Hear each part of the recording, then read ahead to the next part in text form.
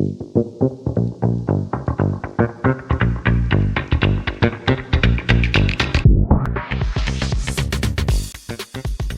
everyone, welcome back to my channel. This video will be about my experience as a medical officer during my postings at a rural medical center in India. So as a part of my 1-year compulsory rotatory internship program, one of the significant postings was the community medicine rotation, which meant we were to visit rural setups in the vicinity of our hospital, which would sometimes also be near the suburban areas. And we were expected to attend to rural populations. This was a 60-day posting with work hours of about 30 to 40 hours a week. I completed 30 days at an urban and health center and 30 days at a rural health center, each as a medical officer separately. An urban health center caters to a population of 30,000 residents, and a rural health center caters to a population of about 5,000 residents. I acquired clinical skills, essential clinical skills, such as administering vaccinations like the Covishield, MMR, tetanus, rabies, polio. I conducted awareness campaigns on vaccination.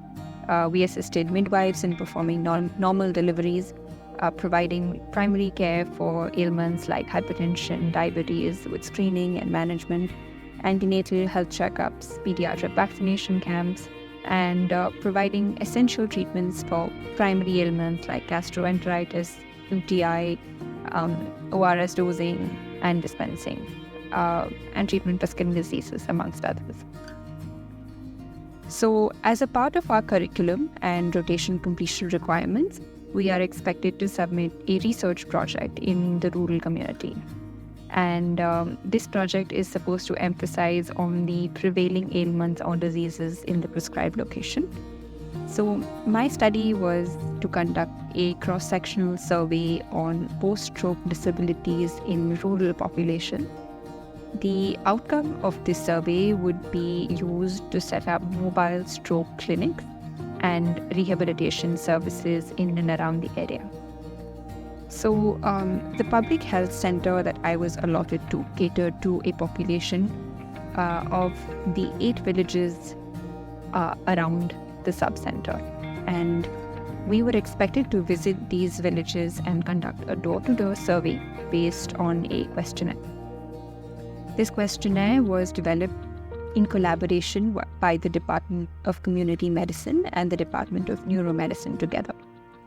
So, based on the intrinsic makeup of the healthcare system in India, each subunit of a rural setup is taken care by someone called an auxiliary nurse midwife.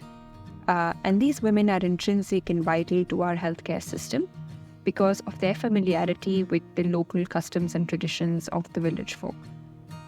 They enable efficient communication and deliver critical information to these people. So for our project, the ANM escorted us to each house, which would facilitate a basic introduction, and she would clarify our objectives with the survey. So after this, we would conduct a detailed history and a physical and a neurological examination based on our template questionnaire. We documented all of this information into an Excel sheet. And finally, we would also counsel them regarding their prognosis, educate them regarding their diagnosis, and what to expect with their diagnosis. In total, we visited about 75 families over a period of 20 days. So this study proved to be beneficial in many ways. This has been a great learning opportunity on the technical front, as I now know how to formulate a relevant research question and follow up with a good question. Each component of our stroke survey was an opportunity to go into the depth and understand the level of disability in these patients. Some questions were dedicated to gauge the mental health and the cognitive deficit that may be prevailing in these patients. And we also screened for post-stroke depression. More importantly, we got an excellent chance to study the intrinsic Indian healthcare system in the rural setup.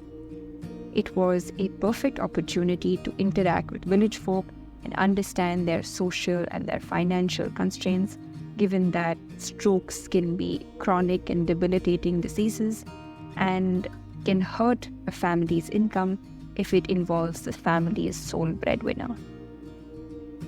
Most of these patients do not have access to any insurance of any kind or substantial disability benefits from their employers. They also do not have access to basic rehabilitation services and devices like wheelchairs. Some of these stories were profoundly moving and encouraged me to further take on the cause of chronic diseases and strokes, and I continue to educate the masses about it. The idea of creating mobile stroke centers was the need of the hour, considering that a delay of even a few crucial moments can have devastating consequences. In conclusion, this was a great learning experience. I am grateful for the collaborative initiative and effort of the Department of Community Medicine and the Department of Neuromedicine for giving us this great opportunity and helping us out with this study.